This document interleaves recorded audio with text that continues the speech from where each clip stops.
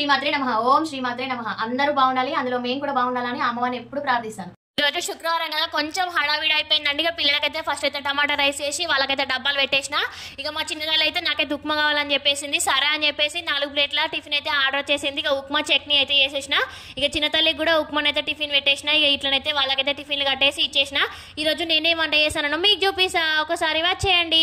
పప్పును చిక్కుడుకాయ ఫ్రై అయితే పెట్టేస్తాను. చిక్కుడుకాయలు అయితే మా సైడ్ అయితే హాఫ్ కేజీకే 50 రూపీస్ ఉన్నాయండి. సరే అని చెప్పేసి ఇక రోజు వంకాయ ఆలుగడ్డ అవే అయిపోతున్నాయి అని చెప్పేసి కూరగాయలు అయితే తీసుకొచ్చిన. ఫంక్షన్కి వెళ్ళి రాగానైతే ఇకనైతే చిక్కుడుకాయలు అయితే ఎక్కువ రోజు ఉంటాయి, ఖరాబ్ అవుతాయి అని చెప్పేసి చక్కగానైతే చేసిన. చిక్కుడుకాయ కర్రీ టేస్ట్ మాత్రం అద్దరిపోయిందండి. ఎట్లుంటుందో అనుకున్నా కానీ సూపర్ వచ్చింది టేస్ట్ మాత్రం. ఇక్కడైతే కందిపప్పు చింతపులుసు పోసి చేసేసిన. చిక్కుడుకాయ ఫ్రై రెండింటి కాంబినేషన్ అయితే మస్తున్నదండి. అప్పడాలు కూడా చేసేసిన. వాళ్ళకైతే డబ్బాలలో ఇట్లనైతే ప్యాక్ చేసి అయితే ఇచ్చేసిన. 4 అన్నగాని 5 మీల్స్ అయిపోయినాయండి. స్కూల్ డ్రెస్సులు కొన్ని ఉన్నాయి, అవి గుట్టేసి వాళ్ళకి అప్పచెప్పాలి కదా, స్కూల్ స్టార్ట్ అయిపోయినాయి. ఉంటాను.